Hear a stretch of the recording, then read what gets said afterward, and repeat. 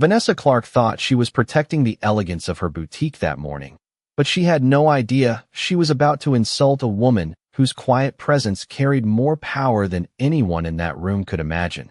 The glass doors reflected the soft Manhattan sunlight as Emily Carter stepped inside, her worn jeans and simple white blouse standing in sharp contrast to the polished marble floors and the shimmering racks of designer pieces priced higher than most people's monthly rent. And for a moment, the room paused, not because of who she was, but because of what she wasn't trying to be. Emily moved with calm intention, her eyes scanning the displays not with envy, but with quiet familiarity, as though she had seen luxury before and had nothing to prove. Yet across the room, Vanessa noticed her immediately, the slight narrowing of her eyes betraying a judgment already formed before a single word had been spoken. And in Vanessa's world, appearances weren't just important, they were everything. She adjusted the sleeve of her tailored blazer and approached slowly, her heels clicking against the marble like a metronome of authority, each step reinforcing the invisible hierarchy she believed she maintained. And when she finally stood before Emily, her smile was perfectly shaped but entirely hollow. "Can I help you?" she asked, though her tone suggested the opposite. Emily returned the look with a gentle nod, her voice soft but steady. "Yes, I'm looking for a handbag." And for a split second, Vanessa hesitated, not because she doubted the request, but because she doubted the person making it, her gaze flickering over Emily's outfit again, calculating, dismissing, deciding, and behind them, a pair of well-dressed customers exchanged subtle glances, the kind that spoke louder than words, the kind that quietly asked, "Does she belong here?"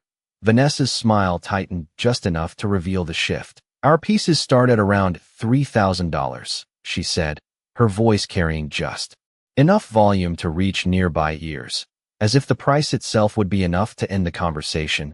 But Emily didn't react. She simply nodded again, her composure unshaken, and that calmness unsettled. Vanessa, more than any argument could have, the boutique, with its soft lighting and curated silence, seemed to lean in, waiting, watching, as Vanessa took a step back and gestured vaguely toward the display. "Feel free to look, but we prioritize serious buyers," she added, the words landing with a deliberate edge, and a faint murmur rippled through the room, subtle, almost imperceptible, yet heavy with implication. Emily's fingers brushed lightly against the leather of a handbag, her touch careful, respectful, as though she understood the craftsmanship beyond the price tag. But before she could say anything more, Vanessa's voice cut through again, sharper this time. "Actually, we have a policy about handling items," she said, stepping closer, her presence now intrusive. "If you're not planning to purchase today, I'd prefer you not touch the merchandise." And there it was, no longer hidden behind politeness. The quiet accusation that Emily didn't belong, that she was out of place, that her presence alone disrupted the illusion of exclusivity Vanessa worked so hard to maintain. The room grew still, conversations softened, eyes turned, and in that moment, Emily stood alone in a space that had already decided who she was, her hand slowly lowering from the bag, her expression unchanged, though something deeper flickered behind her eyes, not anger, not embarrassment, but understanding, the kind that comes from having seen this moment before. She looked at Vanessa, really looked this time, as if memorizing the expression, the tone, the certainty, and then she spoke, her voice calm, almost gentle. "I understand," she said, and the simplicity of those words echoed louder than any confrontation could have, leaving a silence that felt heavier than before, as if the room itself realized something had just shifted, though no one could quite explain what. And without another word, Emily turned toward the door, her steps unhurried, her posture unchanged, leaving behind a boutique that believed it had just protected its standards, unaware that the real test had only just begun. Vanessa watched the glass door close behind Emily Carter and let out a quiet breath she did not realize she had been holding, smoothing her blazer as if restoring order to the room, and almost instantly the boutique resumed its rhythm, soft music filling the air again, customers returning to their conversations, yet something subtle lingered beneath the surface, an unspoken awareness that what had just happened had not been as simple as it seemed. One of the younger associates glanced toward the door, hesitating before approaching Vanessa with a careful tone, asking if everything was all right. But Vanessa dismissed the question with a slight wave of her hand, her voice calm but edged with irritation, insisting that it was nothing more than maintaining standards, the kind of decision that separated their boutique from every other store on the block. Yet even as she spoke, her eyes drifted briefly back to the entrance, as if expecting it to open again. Across the room, a well-dressed woman who had been browsing quietly set down the handbag she was holding, her expression thoughtful rather than impressed. And though she said nothing, the shift in her posture suggested that something about the interaction had unsettled her, a small crack in the polished image Vanessa worked so carefully to uphold. Time moved forward in measured steps, minutes stretching into nearly an hour, the late morning light shifting across the marble floor, casting longer reflections through the glass. And Vanessa found herself replaying the moment in her mind, the calmness in Emily's voice, the absence of defensiveness, the quiet certainty that did not match the assumption she had made. And for a brief second, doubt tried to surface, but she pushed it aside, reinforcing her belief that she had simply done her job. Outside, the city carried on as usual, taxis passing, pedestrians moving in steady streams. But then a low, controlled sound began to cut through the ambient noise, the kind of sound that did not belong to ordinary traffic, an engine too smooth, too deliberate. And as it grew closer, a few heads inside the boutique turned instinctively toward the window, curiosity pulling their attention away from the displays. The vehicle that came into view was not loud or flashy, yet it commanded attention in a way that was impossible to ignore. A sleek black SUV gliding to a precise stop directly in front of the entrance, its polished surface reflecting the building across the street like a mirror. And for a moment, everything seemed to pause again, as if the city itself had taken a breath. Vanessa noticed it too, her posture straightening slightly, the instinct to assess returning immediately, wondering which client might be arriving, already preparing her most polished greeting. But there was something about the timing that felt unusual, something about the stillness that followed the vehicle's arrival. The driver stepped out first, moving with quiet efficiency, opening the rear door without hesitation, and from inside, a figure began to emerge, not rushed, not showy, but deliberate, controlled. And as the man straightened, adjusting the cuff of his tailored suit, the air inside the boutique shifted in a way that could not be explained by appearance alone. A customer near the window leaned slightly forward, recognition flickering across his face, and another associate behind the counter froze mid-movement, her eyes widening just enough to betray that she understood something Vanessa did not yet see. The man's presence was not loud, yet it carried a weight that seemed to press against the glass itself, his gaze steady as it moved toward the entrance. And in that moment, the boutique, with all its carefully constructed exclusivity, felt smaller, quieter, as if it had been placed under a lens it could not control. Vanessa felt it too, though she could not name it, a subtle tension building in her chest as she stepped forward instinctively, ready to greet what she assumed was an important client, unaware that the story she believed had ended nearly an hour ago was only just beginning to unfold. The boutique doors opened with a soft chime that seemed louder than before, and as the man stepped inside, conversation dissolved into a quiet tension that spread across the room like a ripple, his presence calm, yet unmistakably commanding, the kind that did not need to announce itself to be felt. And Vanessa's practiced smile appeared instantly, polished and ready, though something in her expression hesitated for just a fraction too long as her eyes adjusted, trying to place him, trying to understand why the room itself seemed to shift around his arrival. He moved forward with measured steps, each one unhurried, his gaze not wandering across the displays or the customers, but fixed with quiet intention, as if he already knew exactly why he was there. And behind him, the driver remained near the entrance, still and attentive, adding a silent layer of importance that no one could ignore. A whisper began near the back of the boutique, barely audible but spreading quickly, a name spoken under someone's breath, then repeated again with more certainty, and the effect was immediate. Shoulders straightened, expressions changed, and the subtle confidence that had filled the space moments ago began to fracture. Vanessa felt it before she fully understood it, the shift in energy, The way her own posture tightened as she stepped forward, her voice carefully composed as she greeted him. "Welcome, sir. How may I assist you today?"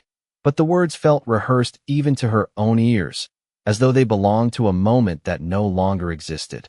The man stopped a few feet inside, his eyes scanning the room once, slow and deliberate.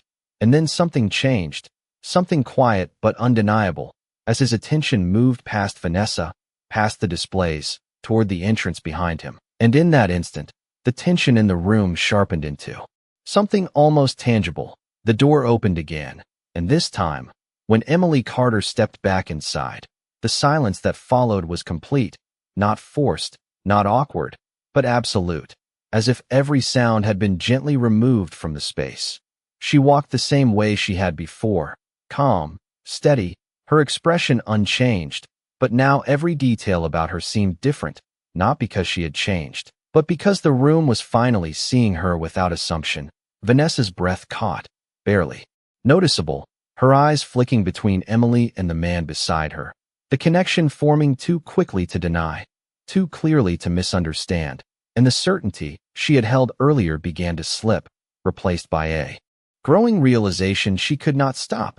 Emily stopped a few steps inside, her gaze meeting Vanessa's for a brief moment, not with anger, not with triumph, but with the same quiet understanding as before, and that made it worse, because there was no hostility to defend against, no confrontation to deflect, only the undeniable weight of what had already been done. The man stepped forward then, closing the distance with calm precision, his presence filling the space without effort, and when he spoke, his voice was not loud, yet it carried through the room with perfect clarity, each word measured, each syllable deliberate. "I believe my wife was here earlier," he said, and the effect was immediate, the final piece falling into place as Vanessa felt the ground beneath her certainty disappear. A stillness settled over everyone present, the kind that leaves no room for denial, no space to hide behind assumptions. And in that moment, Vanessa understood that the standard she thought she had been protecting had just been turned against her, not with anger, not with force, but with a simple truth that could not be undone. And the room, once filled with quiet judgment, now held something entirely different, a silence heavy with realization. Vanessa's lips parted slightly, but no sound came out at first. The words she had used so easily before now caught somewhere between realization and disbelief, her eyes moving quickly between Emily and the man standing beside her, as if hoping she had misunderstood, but there was no confusion left to hold on to, only clarity that arrived too late. She forced a breath, her posture straightening again out of instinct, reaching for the professionalism she had built her identity around. "Of course, sir," she began, her voice tighter now, carefully measured. There may have been a misunderstanding earlier, but even as she spoke, the weight of her own words pressed against her, because the room remembered, and more importantly, so did Emily. The man did not respond immediately, his gaze steady, unblinking, giving the silence just enough time to settle deeper into the space. And it was that silence that did the work, stretching across the polished floors and mirrored walls, reflecting every glance, every memory of what had been said, until Vanessa felt it pressing in from all sides. Emily remained still, her hands relaxed at her sides, her expression unchanged, yet there was something unmistakable in her presence now, not louder, not more forceful, but undeniable, as though the room had finally adjusted its focus and could no longer look away. Vanessa tried again, her tone softening, shifting toward apology. "We have very high demand for our pieces, and sometimes we must prioritize clients with confirmed purchases," she said, the explanation sounding rehearsed even to herself, as though repeating it might somehow undo what had already been done. But the man's expression did not change, and that was when she realized this was not about policies, not about procedures, not about anything she could explain away. He took one step closer, not aggressive, not rushed, just deliberate, and when he spoke again, his voice carried the same calm authority, but now there was a precision to it, a clarity that left no space for interpretation. "Was my wife treated with respect when she was here?" he asked, and the question hung in the air, simple and direct, yet heavier than any accusation. Vanessa felt her throat tighten, her mind racing through the last hour, every word, every glance, every assumption she had made, and for the first time, she saw it from the outside, not as a standard being upheld, but as a moment that revealed something she had not intended to show. A faint movement near the counter drew her attention as one of the associates shifted uncomfortably, unable to look away, and the customers who had once been silent observers were now witnesses to something entirely different, the shift in power so complete that it required no announcement. Emily finally spoke then, her voice as calm as before, but now carrying a quiet finality. "You made your decision already," she said, not accusing, not emotional, just stating what was true, and the simplicity of it cut deeper than anything else could have. Vanessa opened her mouth to respond, to apologize properly this time, to correct herself, to regain control of the situation, but the opportunity had already passed, and she could feel it slipping further away with each second of silence. The man glanced briefly at Emily, then back at Vanessa, and in that small exchange, something unspoken passed between them, something that did not need to be explained to anyone else in the room. And when he spoke again, his tone did not rise, did not sharpen, it remained steady, almost quiet. "Then we will proceed accordingly," he said, and though the words were simple, their meaning settled heavily across the boutique. Vanessa felt the air shift once more, but this time it was not uncertainty or anticipation. It was consequence, quiet and irreversible. And in that moment, the polished image she had protected so carefully stood exposed, not by confrontation, not by force, but by a single question she could not answer and a silence that said everything for her. The words settled into the air like a quiet verdict, and for a moment, no one moved, as if the entire boutique had been placed on pause, waiting to see what "proceed accordingly" truly meant. But Daniel Carter did not raise his voice, did not demand attention, because he did not need to. His presence alone had already shifted the balance of the room. He turned slightly toward Emily, his expression softening just enough to acknowledge her, a silent check that needed no words, and she gave the smallest nod, calm and composed, as if this moment was not about proving anything, but simply about finishing what had been interrupted. Daniel then looked back at Vanessa, his gaze steady, not hostile, but precise, the kind that left no room for deflection, and when he spoke again, his tone carried the quiet authority of someone accustomed to being heard. "My wife came here to make a purchase," he said, each word measured. "I would like to understand why that was not allowed." And the simplicity of the statement made it impossible to hide behind explanations.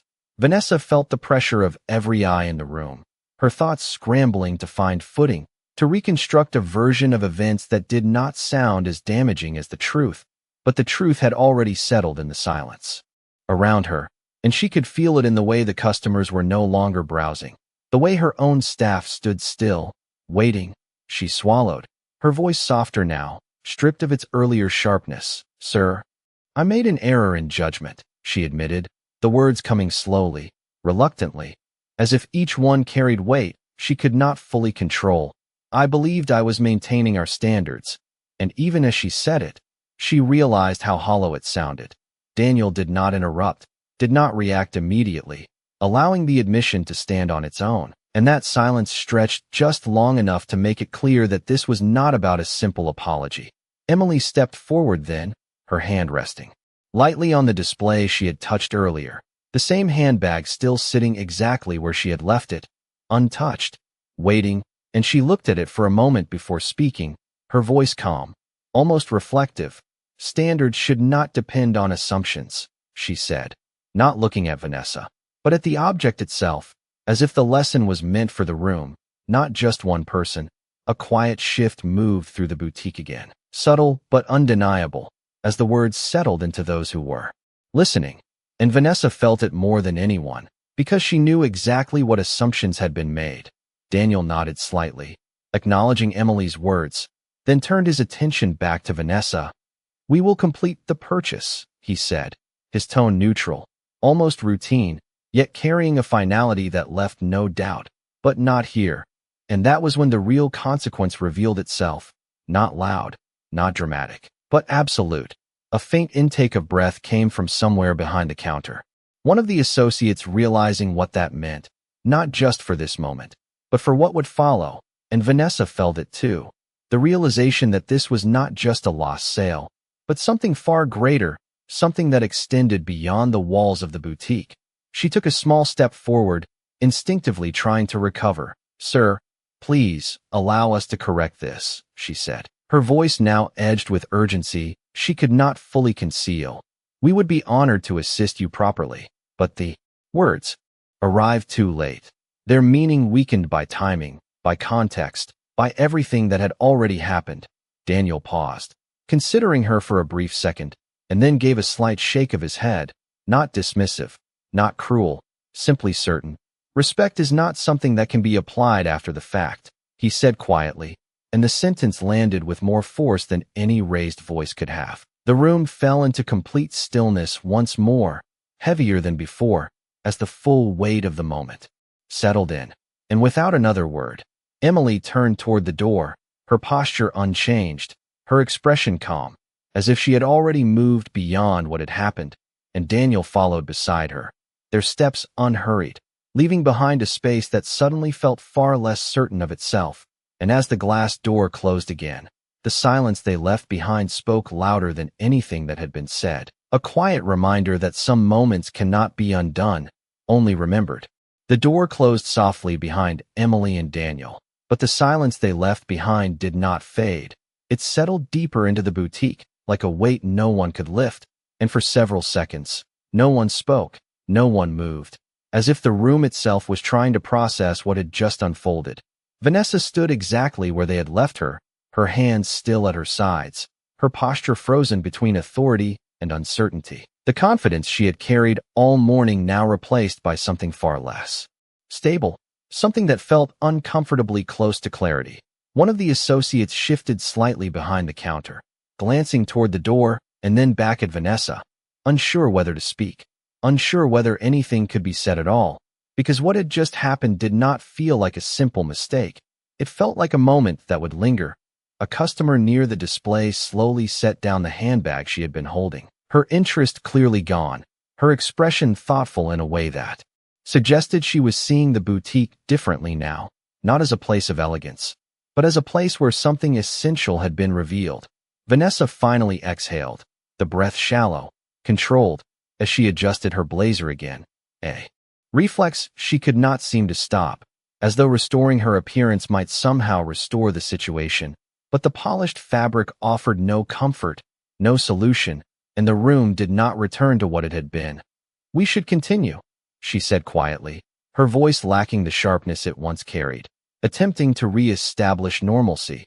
But the words felt fragile, and no one responded with the same energy as before. The music still played softly, the lighting remained perfect, the displays untouched, yet everything felt altered, as if the boutique itself had been exposed in a way that could not be unseen.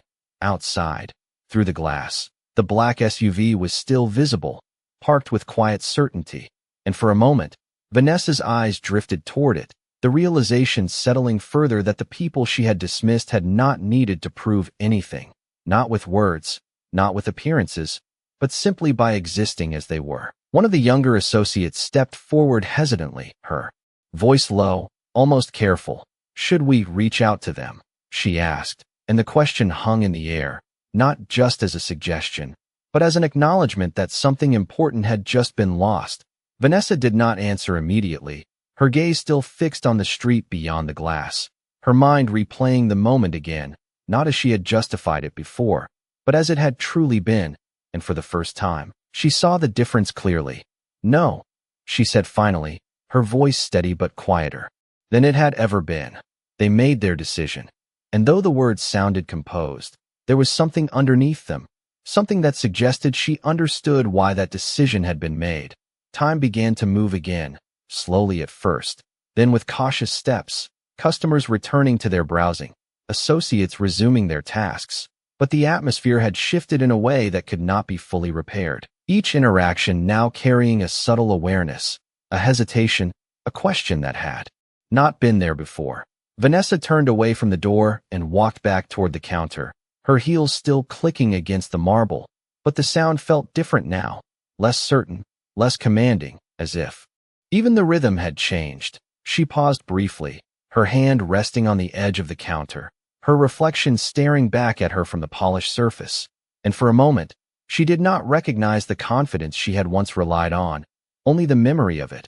Outside, the SUV finally pulled away, its movement smooth and deliberate, disappearing into the flow of the city as if nothing unusual had happened at all. But inside, the boutique remained still for just a second longer, holding on to the quiet echo of a lesson that had not been spoken loudly, yet had been heard by everyone.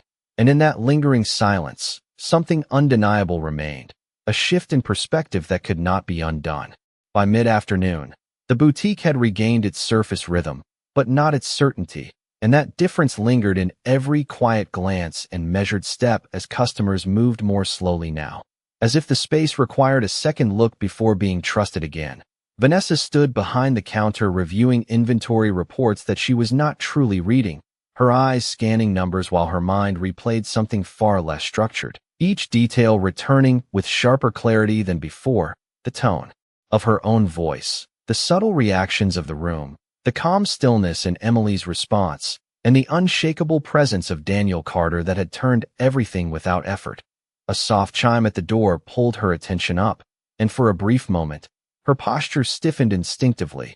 But it was only a regular client entering, someone she recognized immediately. Yet even as she greeted them with a polite smile, she noticed something had changed in her own delivery, a hesitation that had not been there before, as if she was now aware of how easily perception could be wrong. The associate who had spoken earlier approached quietly, her tone careful but sincere. "I have been thinking about what happened," she said, her voice low enough to remain private. It did not feel right, and the honesty in her words settled into the space between them, not confrontational, not accusatory, just real. Vanessa paused, her fingers resting lightly on the edge of the counter, and for the first time she did not immediately defend her actions, did not reach for policy or justification. Instead, she let the silence hold for a second longer, considering the weight of what had been said. Across the boutique, a pair of customers exchanged a few quiet words before leaving without making a purchase, their decision subtle but noticeable, and it did not go unnoticed by anyone behind the counter, especially Vanessa, who watched them go with a growing understanding that consequences do not always arrive loudly. Sometimes they unfold in small, undeniable shifts. "We are trained to read people quickly," Vanessa said finally, her voice quieter now, more reflective than authoritative. "But sometimes we think we see more than we actually do." And as the words left her, she realized she was no longer speaking to defend herself, but to acknowledge something she had avoided earlier. The associate nodded slightly, not pushing further, simply letting that realization exist without needing to expand on it. And in that quiet exchange, something shifted again, not dramatic, not immediate, but meaningful. Outside, the street continued its steady movement, taxis passing, pedestrians crossing, the city unaffected by what had happened inside. Yet within the boutique, the atmosphere remained subtly altered, each interaction now carrying an unspoken awareness that had not been there before. Vanessa stepped away from the counter and walked slowly toward the display where Emily had stood earlier, her heels still echoing against the marble. But now the sound felt less like control and more like presence, deliberate and aware. She reached the handbag that had been left untouched, her fingers hovering just above it for a moment before gently lifting it, examining it not as merchandise, but as a reminder of the moment it had represented. The leather felt the same, the stitching perfect, the craftsmanship undeniable. Yet what had changed was not the object, but the meaning attached to it. She set it back carefully, her hand lingering just a second longer than necessary. And as she stepped back, she caught her reflection in the mirror behind the display, her posture still composed, her appearance unchanged. Yet something in her expression had softened, shifted, as if a layer had been removed. The boutique continued around her, lights glowing, music playing, customers moving. But beneath it all, there was a quiet understanding that had settled into the space, one that could not be undone by routine or polished surfaces, a reminder that what defines a place is not only what it sells, but how it sees the people who walk through its doors. And for Vanessa, That realization remained, not loud, not overwhelming, but constant, shaping the way she stood, the way she watched, and most importantly, the way she would choose to see the next person who stepped inside. The late afternoon light stretched longer across the boutique floor, casting warm reflections against the polished marble, and for the first time that day, the space felt quieter in a different way, not tense, not uncertain, but reflective, as if it too had absorbed the lesson it had witnessed. Vanessa stood near the entrance now, not behind the counter where she once controlled every interaction, but closer to the door itself. Her posture still composed, yet more attentive, her gaze no longer scanning for status, but observing with a kind of awareness that had not existed before. Each time the door chimed open, she felt a subtle shift inside her, not anxiety, but intention, as though every new arrival carried an opportunity she had once overlooked. A young woman stepped in, dressed simply, her jacket slightly worn at the sleeves, her expression cautious as she glanced around the boutique, and for a brief moment, the old instinct flickered in Vanessa's mind, the quick assessment, the silent categorization. But this time, she paused, just long enough to recognize it. And then she chose differently. She stepped forward with a genuine warmth that surprised even herself, her voice calm and respectful. "Welcome. Let me know if I can assist you with anything." And there was no edge, no hidden meaning, just an offer, simple and clear. The woman nodded, visibly relieved, and began to browse. Her movements tentative at first, then more comfortable as she realized she was not being watched, not being judged. And across the room, one of the associates noticed the exchange, her expression softening slightly, as if she too understood what had just changed. Vanessa remained nearby, not hovering, not controlling, simply present, allowing the space to feel different without forcing it. And as she watched, she noticed something she had not paid attention to before, the way people relaxed when they felt seen without being measured, the way their posture shifted when they were treated with quiet respect. The boutique still held its elegance, its curated displays, its carefully selected pieces, but now there was something else beneath it, something less visible but far more significant. Time moved steadily, customers coming and going, interactions unfolding without tension, and though no one spoke about what had happened earlier, its influence remained in every small decision, every pause, every moment of awareness. Vanessa walked slowly past the display once more, her eyes briefly resting on the handbag that had become a silent symbol of the day, and she did not touch it this time. She simply looked at it, understanding now that its value had never been defined by price alone, but by the moment it had represented. Outside, the city began to shift toward evening, the light dimming, the reflections in the glass deepening, and Vanessa found herself glancing toward the street again, not expecting anything, not waiting for anyone, but remembering, not with regret alone, but with clarity. She turned back inside, her shoulders relaxed in a way they had not been before, and as another customer entered, she greeted them with the same quiet respect, the same steady tone, not because she was trying to correct a mistake, but because she had understood something that could not be ignored. The boutique no longer felt like a place that separated people, but one that revealed them.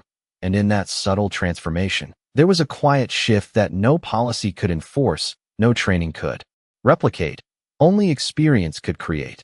And as the evening settled in, the space held on to that change, not loudly, not dramatically, but in the calm, steady way that real understanding always does, shaping what came next without needing to announce itself. The boutique lights dimmed slightly as evening settled in, casting a softer glow across the displays, and by closing time, the space felt different in a way no one could quite explain, not because of what had been added, but because of what had been understood. Vanessa stood near the front once more, watching as the last customer stepped out into the quiet street, the glass door closing with a gentle sound that echoed longer than usual. And for a moment, she remained there, still, her reflection faintly visible in the darkened glass, layered over the city beyond. The day replayed in her mind again, but this time, it no longer carried the sharp edge of defensiveness. Instead, it moved with clarity, each moment falling into place without resistance. The assumptions, the tone, the silence that followed, and the calm certainty that had undone everything she thought she understood about control. She turned slowly, walking back through the boutique, her steps quieter now, not because the marble had changed, but because she had, and as she passed each display, she no longer saw only the items arranged with precision. She saw the people who would walk in, each carrying their own story, their own reasons, their own quiet dignity that could not be measured by appearance. The associates finished their tasks in silence, not uncomfortable, but thoughtful. The usual chatter replaced by a shared awareness that something important had shifted, and though no one spoke about it directly, the absence of words felt appropriate, as if speaking too soon would reduce what had been learned. Vanessa paused once more at the display, where it had all begun, her gaze resting on the same handbag, untouched yet no longer insignificant, and she allowed herself a brief moment to stand there without distraction, without explanation, simply acknowledging what that moment had revealed. Outside, the streetlights flickered on, illuminating the sidewalk with a steady glow, and the reflections in the glass grew clearer, sharper, showing both the inside and the outside at once, a quiet reminder that perception is always layered, always incomplete if seen too quickly. She reached up and turned off one of the display lights, then another, the boutique gradually settling into stillness, each dimmed light marking the close of a day that had begun like any other and ended with something far more lasting. As she moved toward the back, she paused one final time, glancing over the space not as something to control, but as something to understand, and in that moment, there was no need for correction, no need for apology spoken aloud, only the quiet,